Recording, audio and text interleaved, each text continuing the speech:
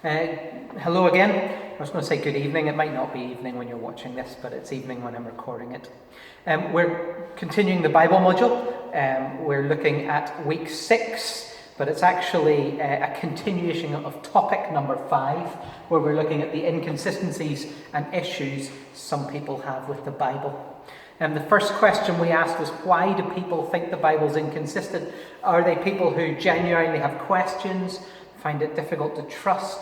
Or are they people who just want an excuse? Maybe they've had difficulties with Christians and they want to throw out everything Christians believe and throw out the Bible. Not because they think it's wrong, but really it's just an excuse for holding the position they do. But some of us might have genuine questions, we might have concerns, we might struggle and say, well, I don't know, it's a lot to do to put our full trust in a book. And so we're asking maybe some of the questions that might help people be more sure and be able to trust more what the Bible says. So what we're trying to do is we looked at some of the things last week, and we looked at some of the reasons people have concerns due to the miraculous, due to creation, due to the way things are written, and due to the way different multiple accounts appear. The fact that there are 4 or 5 accounts of different events seems to some people like they give different views, but they're saying the same thing. And actually, if 2 accounts are exactly matching, that's collusion. That's not 2 different people giving their account of an event. That's 2 people sharing the same account, which has come from somewhere that they've both got the same thing from. So we're talking about different disciples giving their accounts. One of the current concerns that other people have is the history of the Bible.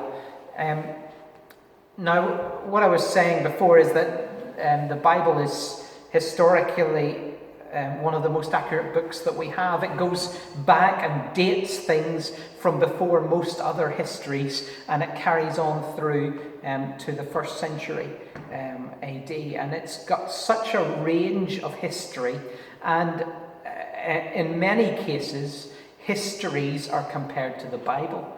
And because the consistency of it, because it's got so much detail over such a long period of time, it actually is used as a root for history, as a central text for history. But there are people who have concerns with its historical accuracy. So we're going to think a little bit about some of those. One of the biggest concerns people have is the beginning dates. And we'll come on to this when we look at the history of the Bible. But they say the Bible says, the world, man started about 6,000 years ago, 4,000 BC, something like that.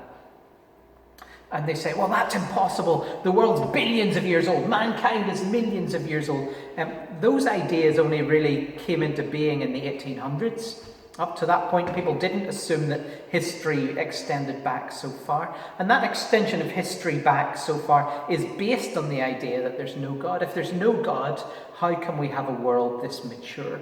If somebody didn't create it with maturity, how could it come to maturity? And a world this complex, with all the cycles and life cycles and things that are held together, would take billions of years and a whole load of accidental changes that were absolutely perfect.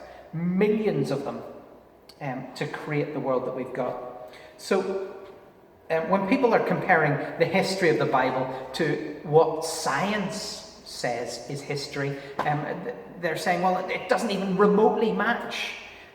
But then the science actually is not what science says. Different scientists have different views. A lot of scientific studies suggest that the world, or that particularly mankind, is not that old. Mankind's history, the first recordings of history go back a few thousand years before Christ, to 3,500 years, in different places. And the history of mankind, that's when man started writing, that's when man started recording. To me, it would seem unlikely that man had existed for millions of years, and then in 3 completely different parts of the world, they all decided to start writing at the same time. It seems unlikely. But the history of the world that we do have only goes back that far. The rest is called prehistoric. We have no records of prehistoric things. And so the records of the Bible actually are some of the oldest. If the book of Job was written at the time of Job, it would be the oldest piece of writing around in most parts of the world. There are very few books that even match that sort of age. The texts that we have and the historical way people recognize the correctness of texts suggest the Bible is a very accurate history. The text copies that we have from many different places, in many different languages, of many different translations of the Bible, date back to much of the time of the Bible. And the accuracy of how texts are recorded historically is better in the Bible than many other texts.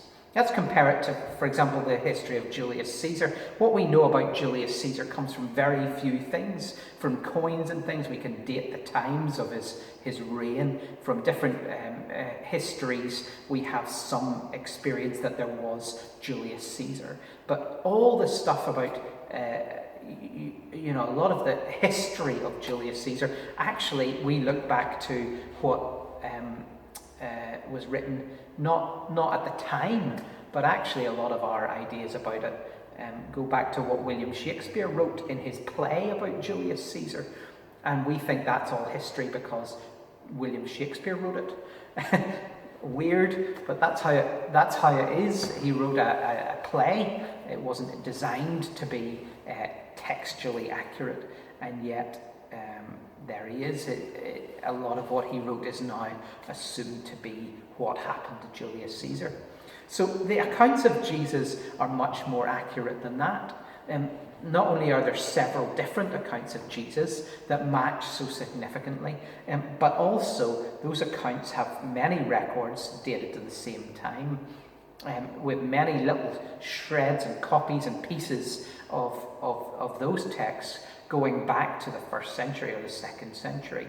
And we also have almost full Gospels and complete Gospels going back to the 2nd and 3rd centuries. So we're saying that those texts were already written and contained, and historically that's accurate. That's how we look at historical accuracy. But some people might question some of the Old Testament histories and things like that, the attacks of different nations and things that go on in the Old Testament. And we might look at them and we might say, well, they're not historically accurate. And there are other books that say different things. Some of the other books talk about different events or write about them in different ways. There's a few accounts, for example, that talk about a worldwide flood or a major flood, or a deluge. And one of the oldest books we have is the book of Gilgamesh, written by Gilgamesh some time after the flood. And he meets a man who comes across quite like what Noah is like. And he asks this man who is old and who had lived through this event and who had built an ark and who had rescued the animals and put them on board and so on, explains his history. And as a 600-year-old man, this man is explaining what happened to him. And in the book of Gilgamesh, it explains all this about the flood. And it's historically an interesting piece, because some people will say, well, that proves it wasn't a worldwide flood. I'm confused by how that proves it wasn't a worldwide flood, because this man, hundreds of years later, had no other history or had no recollection of it. Well, he wasn't there 600 years ago.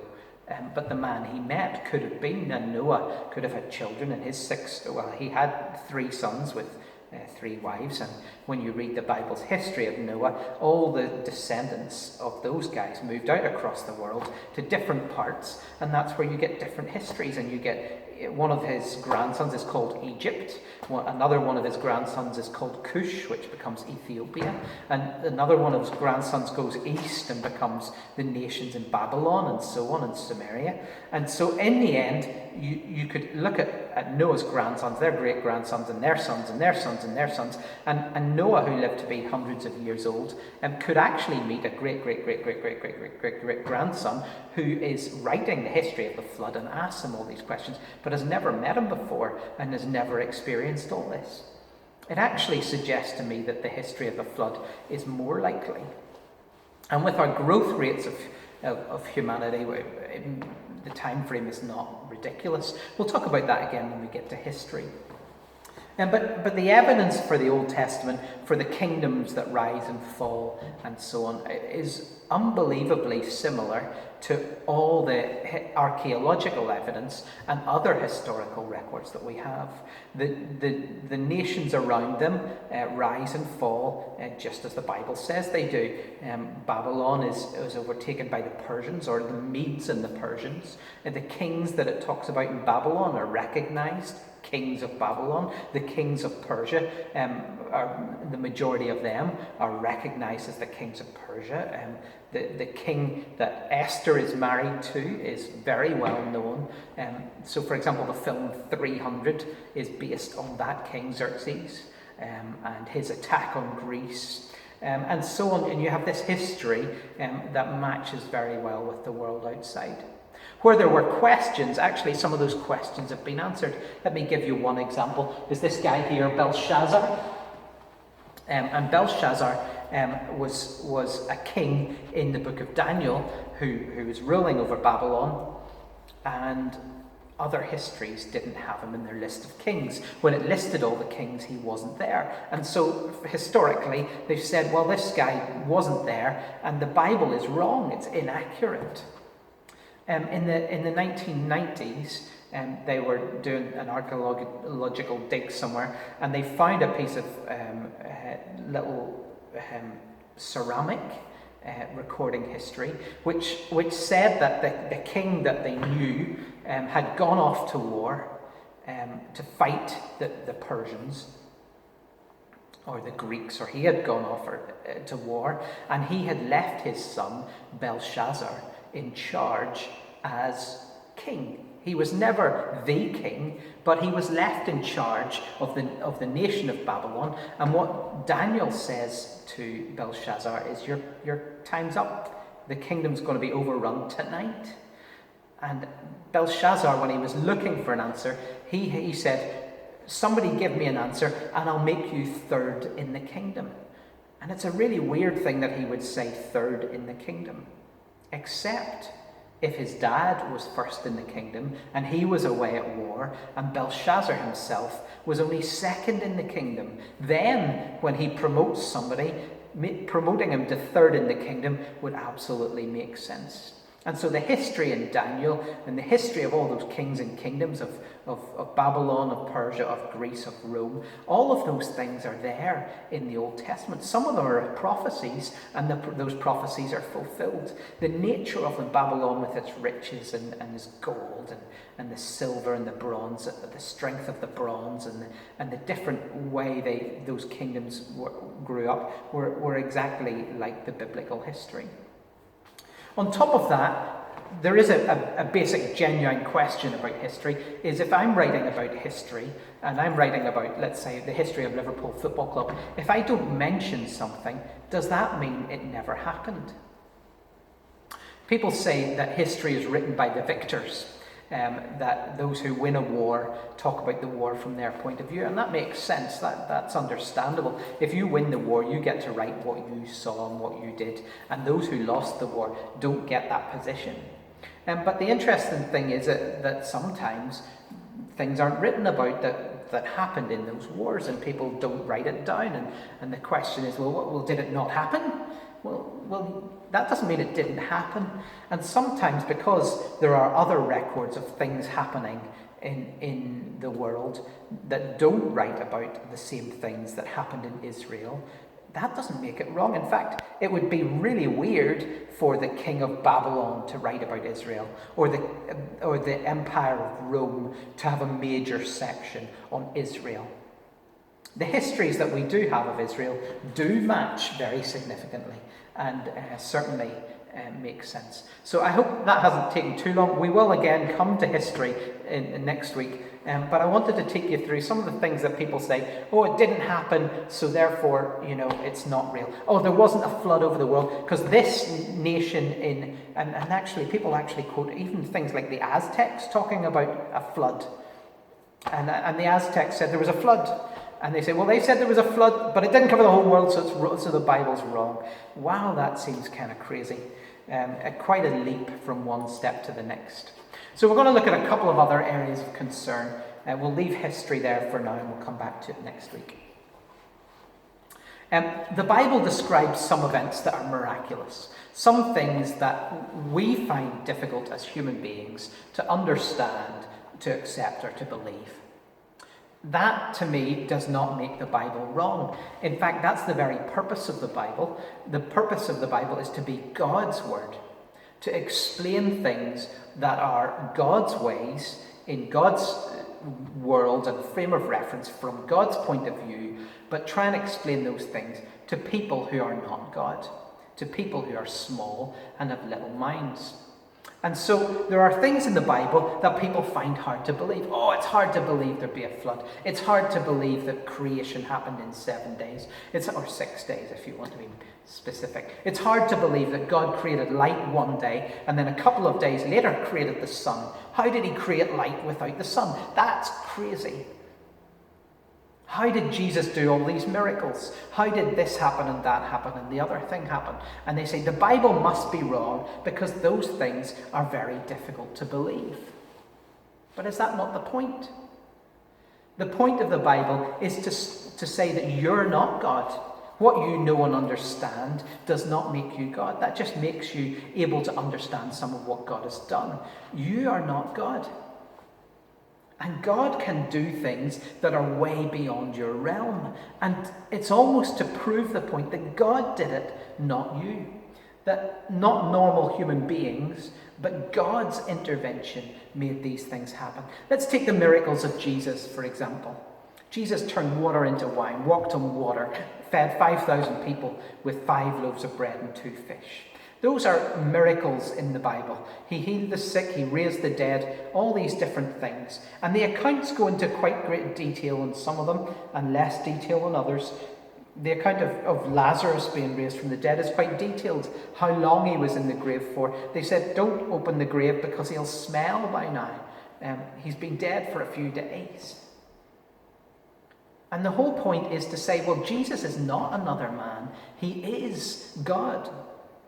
And therefore he does things that only God can do. And he says it himself, I forgive sins. And then the people said, well, but who can forgive sins? Only God. And he says, well, just to prove that I am God, I'm going to raise this man who can't walk and get up and walk. And the man got up and walked. And Jesus is saying, look, this is proof that I'm God. I tell you I can forgive sins, and you say only God can forgive sins. And I says, well, what proof do you need that I'm God? I will do other things that only God can do to prove that I'm God.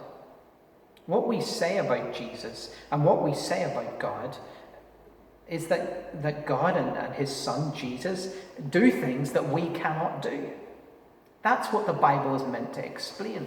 It's meant to tell you that while you are important and valuable and special, you're important and valuable and special because God says so. And who he is way more important, and his glory comes first. So when we come to things in the Bible that we find difficult to believe because they're too miraculous, is that not the point?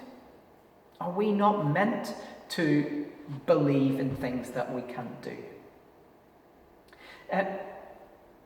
Why should these events not be recorded? These are spectacular events, and of course they should be recorded. That's the whole point.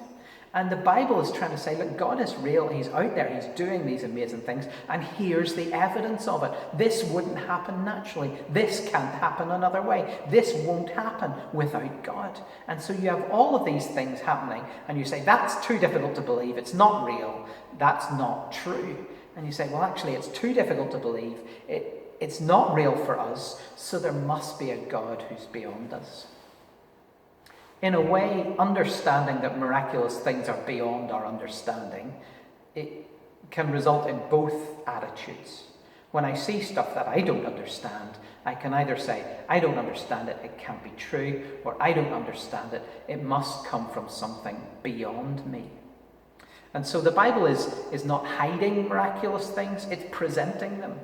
And it's presenting them not just to show off, but actually to explain this is who God is, and this is who his Son is, and this is the reality of what they are and what they do. They are not like you and me, and they can do far more. And so when Jesus claims to raise himself from the dead, the proof of that is that he's raised others from the dead. And 500 people see him, and then they say, oh, but it's hard to believe. Well, 500 witnesses. 500 witnesses, not 2 or 12 or 50, but 500 witnesses. And many, many of those witnesses were killed for saying, that's what I witnessed. So actually those miraculous things shouldn't be hidden or shouldn't be taken out of the Bible. There are some of the reasons that the Bible is trustworthy, because it's saying God can do things that we can't. And prophecy is another thing, that the Bible prophesies things will happen. And some of those prophecies seem contradictory. And some of those prophecies seem to not have happened. And so people will say, well, the Bible's wrong because it prophesied something that didn't happen. So if there are 400 or 500 prophecies in the Old Testament and Jesus fulfills 250 of them, well, then the Bible must be wrong because there's another 200 that Jesus doesn't fulfill. And you think, right, okay, but there's another 100 prophecies fulfilled not by Jesus, of the rise and falls of different kingdoms, of Edom being taken into slavery, of the northern kingdom of Israel being taken by the Assyrians, and all these other things. So that's another 100 to come. And then there's 100 more that point to predictions that aren't here yet. The day of the Lord has not yet come. And so there's all those predictions about this day that's coming and these battles that are going to happen. And it says, the Bible's wrong because these haven't happened yet. So 3/4 of the prophecies have happened, and the other quarter are very easily pointed in a direction of things still to come. And yet, I understand where people are going, because if I predict a lot of things, I should expect that some of them will be right and some of them will be wrong. I might predict who might win the league next year. I think Manchester City are such a good team. They're not only going to win the European Champions League this year, which the Champions League are trying to throw them out of next year, but also they might win the Premier League next year. Liverpool will play well, but Manchester City are relentless. I come up with that prediction, it happens or it doesn't. They win this, or if they win the Champions League but don't win the league, people say, you predicted that and you're not. Well, I'm not saying that everything I'm saying is true. The Bible does say it, however, and so whenever there are prophecies that will not be fulfilled, that cannot be fulfilled, then the Bible must be wrong, because it claims that all of these prophecies will be fulfilled. So it's important that we look through those prophecies and see that they can be fulfilled, or they have been fulfilled, or they can be fulfilled in the future. And those are genuine things that I understand people having questions about. Let's take one of those conflicting prophecies. So the Old Testament says that Jesus will be born in Bethlehem. It also says that he would come out of Egypt. So the Israelites coming out of Egypt were a precursor for Jesus coming out of Egypt. And then he would be called a Nazarene. And you say, okay, there's 3 different predictions that he'd be from Nazareth, from Egypt, and from Bethlehem. And when you see the history that's recorded in the Bible, one of the Gospels explains that he was born in Bethlehem, but he was scared. His parents were scared of Herod, so they flew to Egypt. They ran to Egypt, and so he lived in Egypt for a while, and then he exited Egypt too, and went to Nazareth, and he grew up in Nazareth. Another one just says he was born in Bethlehem and he grew up in Nazareth. And so it doesn't explain him flying off to Egypt. That doesn't make it wrong. Actually, it makes sense that the 3 things happened and that all 3 prophecies are fulfilled. And the fact that I didn't write about one of them or Mark didn't write about one of them, but Luke writes about all three, suggests that it's true, not that it's false. Some of the other ones look slightly inaccurate. So let's take some of the time frame ones, because they're the most awkward ones. One of them said that the exile for Israel would last 70 years. The exile of Israel didn't seem to last 70 years. Depends how you measure it. If you measure it from the northern kingdom going into exile to Babylon being overtaken by the Persians, you might come out near 70 years. If you take it from Judea going into exile to the time that they rebuilt the temple, maybe that's about 70 years. The fact is that the time from Judea going into exile and Babylon being sacked, and some of them leaving Babylon to go back, is a lot smaller. It's 45 years. And so there are people who say, oh, the Bible's wrong. Well, the Babylonian kingdom was 70 years. Different time frames do fit 70 years. It depends exactly what the Bible is saying when it says the exile will last 70 years. So I wonder if you're thinking about things and you take the view, if it's not exactly how I want it to be, it's wrong. If it's not exactly how I demand to understand it, it's wrong. Or are you taking the view, okay, if this is right, is there a way I can understand it? It's two different approaches. Again, maybe going back to somebody who wants the Bible to be wrong and somebody who just has genuine questions. Can I believe it? If the exile is meant to be 70 years, there are 3 or 4 different ways that 70 years can be measured. So we're going to leave those things there and just talk about how we answer our concerns. We've only got a few minutes left. So I didn't want to say, well, this is the answer to this one, and this is the answer to this one, and this is the answer to this one. And what we'll do on Thursday night is we'll look at a website full of these, the Bible's wrong statements, some of which are ludicrous, some of which are interesting, some of which are challenging. But we'll look at that and we'll discuss maybe some of the merits or the cases that they're putting forward. But I would start with the general picture that we're trying to bring people to. And if we can get people to the general picture, then some of those questions will fit in quite easily. The first point being, God is God. And if we let God be God, lots of those things are easily put into place. For example, the history of Israel and the nations around them, attacking them. Well, if God is God, those who oppose God are enemies of his, and they have no right to live in his universe. If God is God, then he can do miraculous things. If God is God, creation is not difficult, whether that be 7 days, 7 years, or 70,000. God is God.